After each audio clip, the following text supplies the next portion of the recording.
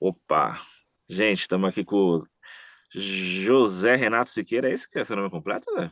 É isso, exato. Você Tem tem um usado. Alexandre aí no meio, Ah, mas tem o Alexandre, é verdade, né? meu Alexandre é sobrenome. Vulgo não, conhecido como Zé da Tuba, aí nas gigs de Isso. São Paulo. Meu companheiro aí, amigo de gigs. E o Zé, ele também tem atuado como professor na rede pública de ensino aí, de instrutor de bandas e fanfarras. Uhum. Então, estou entrevistando ele aqui também, junto com o professor Celso, que é o professor mais velho, né? Que tem, como vocês viram lá, mais de 30 anos, né? E aí eu pensei em trazer uma pessoa também mais jovem, para ela trazer um pouco do olhar dela sobre as questões aí desse Uhum. trabalho. Ô Zé, então, assim, já que você está apresentado, você quer falar alguma coisa já de início, assim, sobre você também? Eu deixei de falar algo importante? Não, acho que é isso. Eu tenho. Você comentou do professor Celso 30 anos. Eu estou trabalhando no projeto de bandas e fanfarras da Prefeitura de São Paulo há 4 anos. Além disso, eu atuei durante 2 anos num projeto piloto em Taboão da Serra, em parceria com Músicos do Futuro. Eu trabalhei lecionando e ajudei um pouquinho assim na parte de, entre aspas, uma coordenação. Era quase uma coordenação logística, assim, porque como era um projeto piloto, tinha uma questão de distribuição de professores. O projeto lá era um pouco diferente do que como funciona tradicionalmente. Na verdade, tinha professores de instrumento que iam nas escolas uma vez na semana. Então, tipo, uma vez na semana tinha aula de trompete com o professor de trompete, de trombone com o professor de trombone, de percussão, de tuba, e a aula com a banda. Então era um pouquinho diferente. Então vamos Ah, lá, vamos entendi. tentar somar no que tiver pra gente trabalhar. Boa, Zé, obrigado. Inclusive já respondeu a primeira, já que era isso. Há quanto tempo que você estava atuando nesse lugar? Então tem aí 4 mais 6, é isso, né? Tem uma Isso, caminhada. no projeto de bandas e fanfarras, que aí é realmente banda marcial em escola pública, acho que dá para contar aí 4 anos nessa. Entendi. Foi um projeto meio piloto. Era, não era só focado em banda marcial, era um pouquinho mais abrangente. Boa, Zé. E aí a sua origem também como tocador também veio desse lugar, do universo das bandas? Sim, eu comecei na banda marcial, era a banda marcial de Taboão da Serra, que ela era um projeto ali da Associação Músicos do Futuro, em parceria com o Colégio Jardim São Paulo, que é um colégio lá de Santana. Apesar de ser bem longe, Santana de Taboão da Serra tinha essa parceria. E uma parceria com a Faculdade Cantareira também da época. E eu comecei na banda marcial mesmo. Comecei com o maestro Edson Ferreira aqui em Taboão da Serra, lá em Taboão, né? Eu estou em São Paulo agora.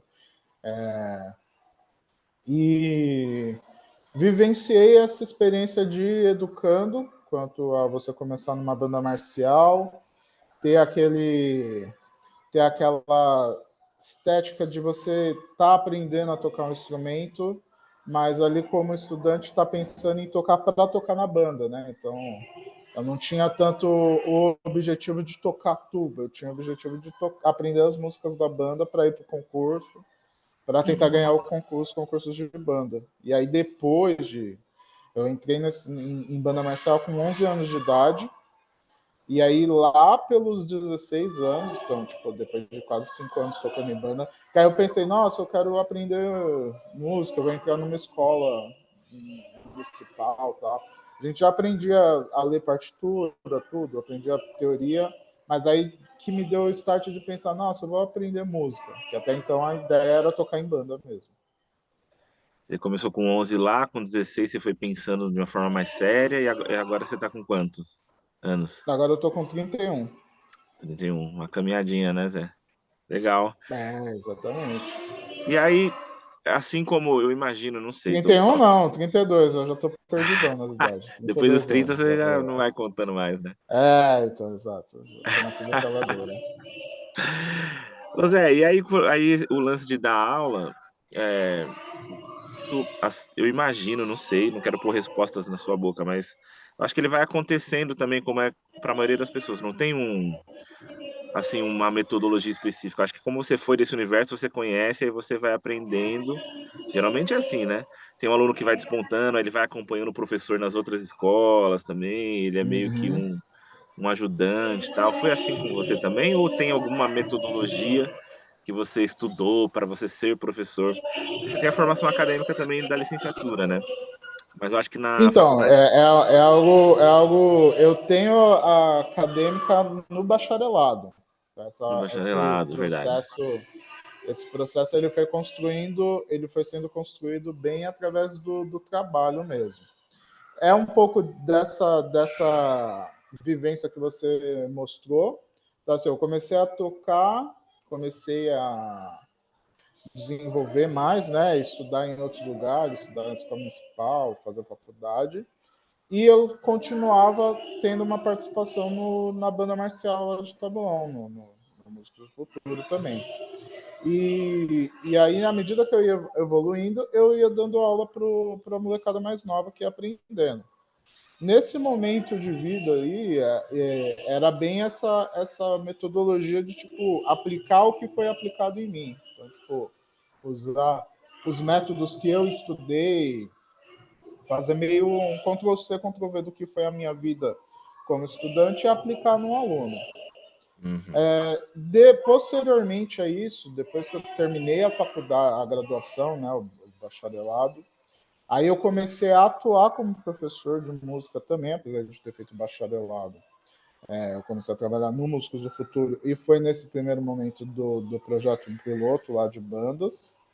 E aí que eu comecei a experimentar um pouco mais as questões de metodologia e colocar um pouquinho em xeque o que era aquela coisa, o que foi utilizado em mim para estudar e o que podia ser utilizado agora.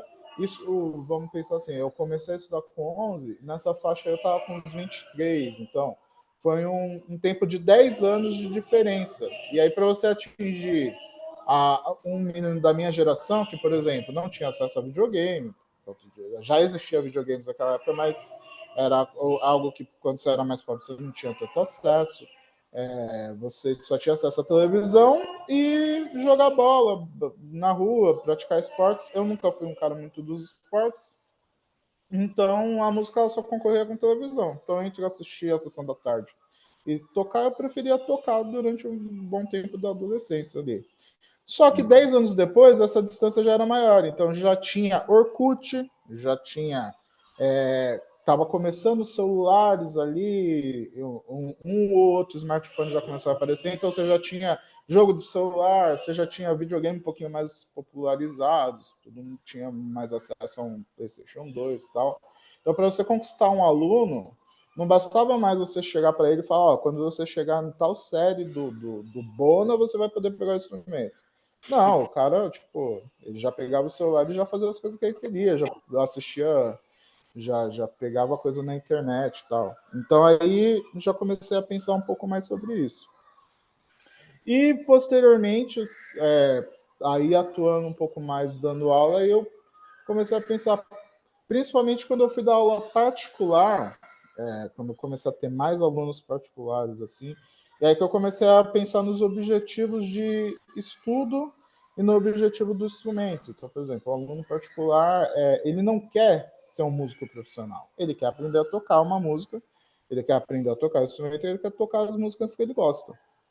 Então não fazia muito sentido eu chegar para ele com aquela coisa tradicional de, olha, você precisa tocar esse método aqui de técnica, você precisa fazer meia hora de nota longa por dia, sendo que o tempo dele com o instrumento diariamente é de no máximo meia hora.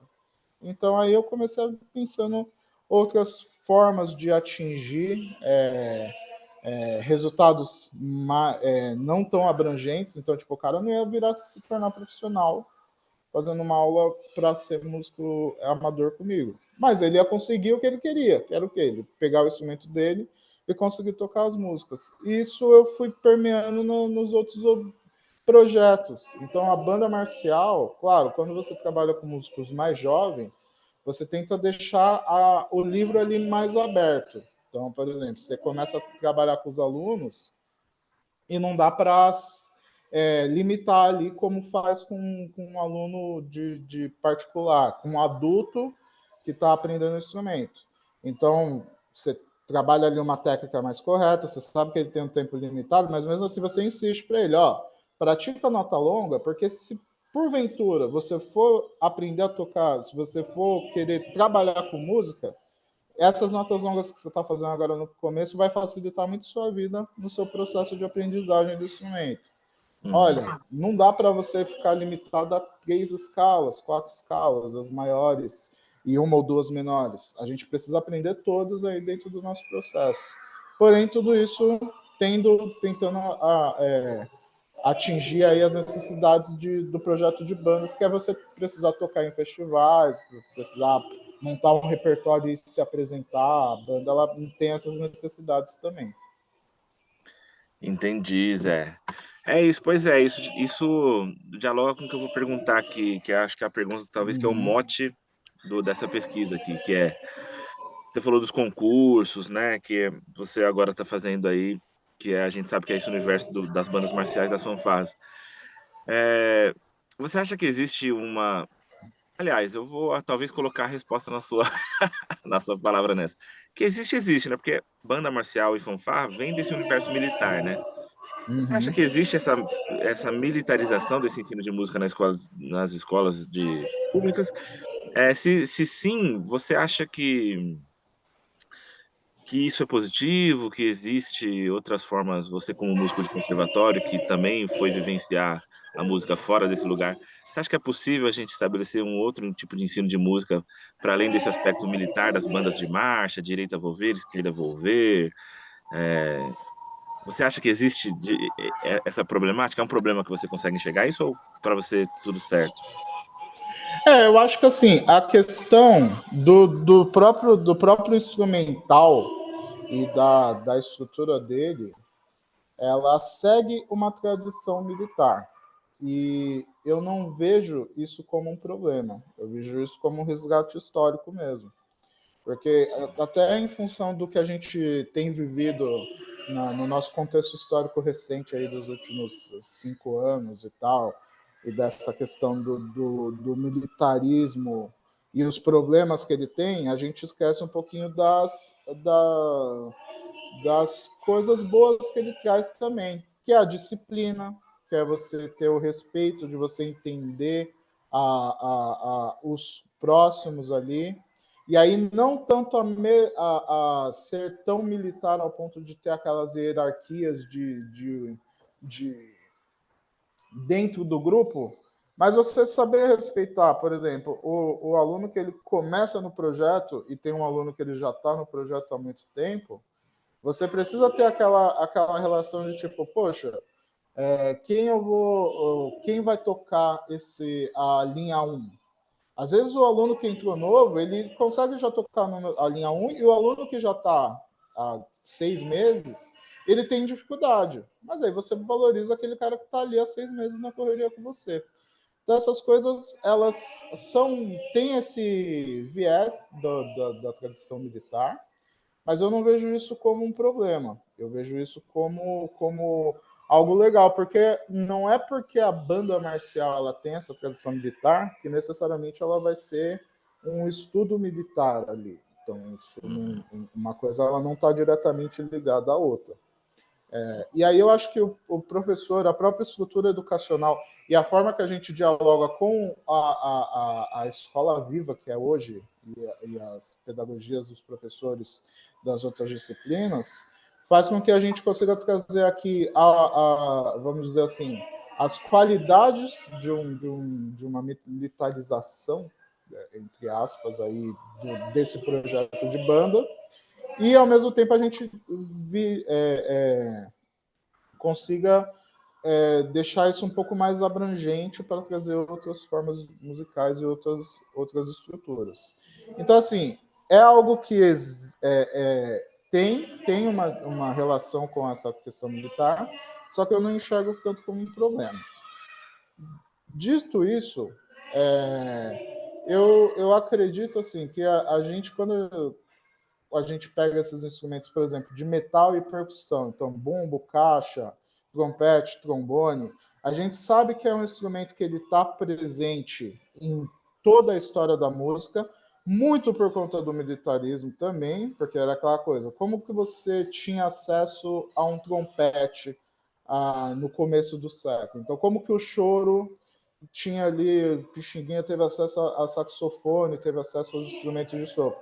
Ele teve acesso porque esses instrumentos eram de grupos militares, assim, era da banda da polícia, da banda da guarda municipal de não sei da onde, e aí a galera geralmente pobre que aprendia a tocar, o instrumento quando ele ia ser jogado fora, então ele era emprestado para aquela pessoa tinha um instrumento em casa, e além de tocar as músicas da banda de coreto, da banda da guarda municipal, da guarda civil, não sei o quê, ele tocava o pagodão dele, ele colava no samba e fazia, e aí isso daí foi extremamente importante para a construção da nossa música.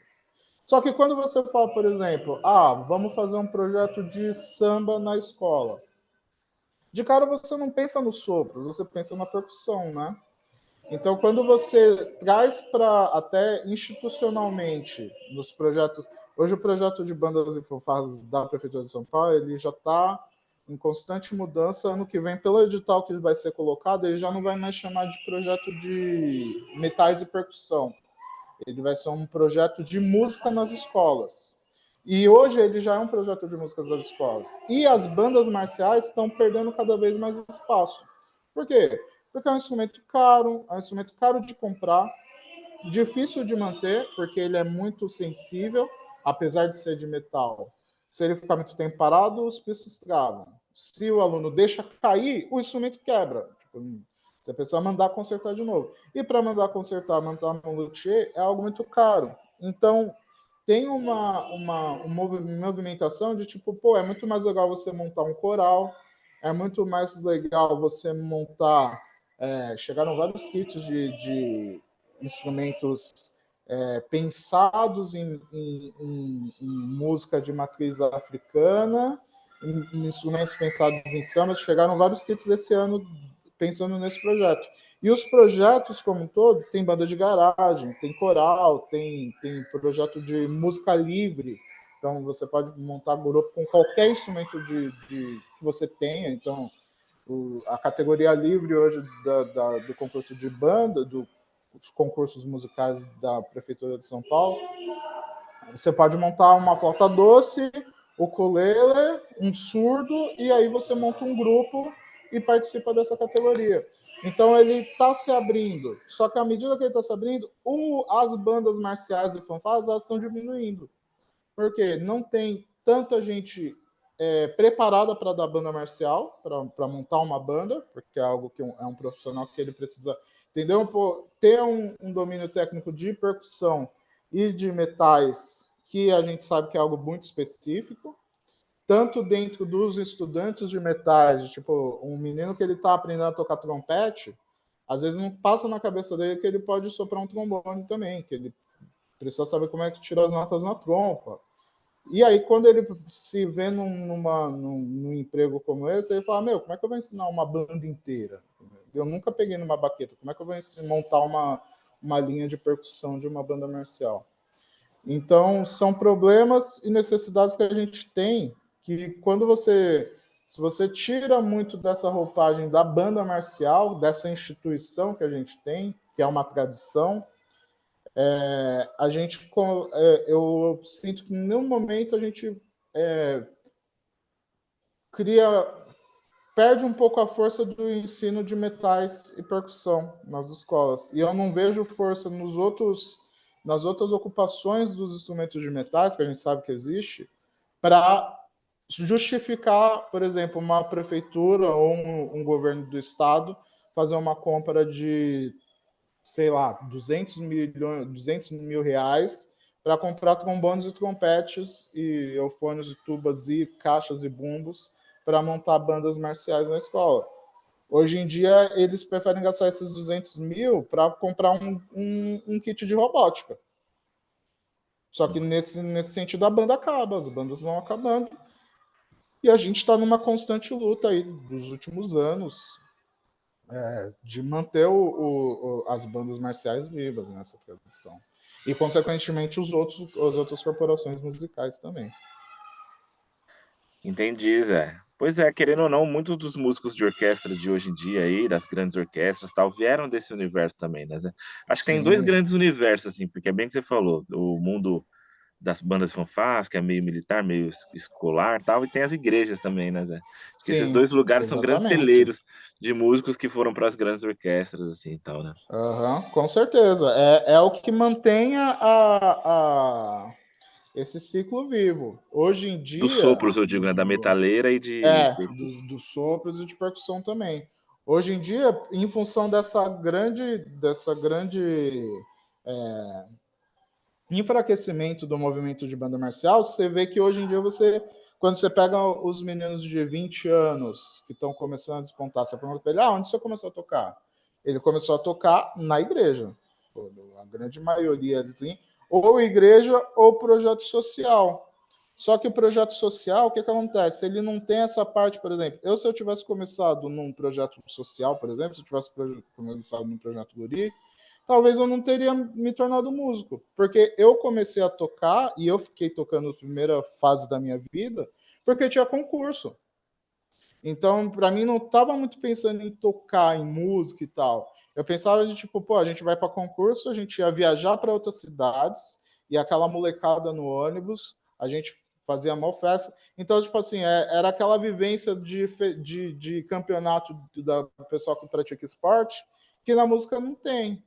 E aí você chegava lá, você tinha outras bandas na qual você apresentava, concorria, tinha aquela adrenalina de, meu, eu não posso errar aqui, porque senão a gente perde ponto.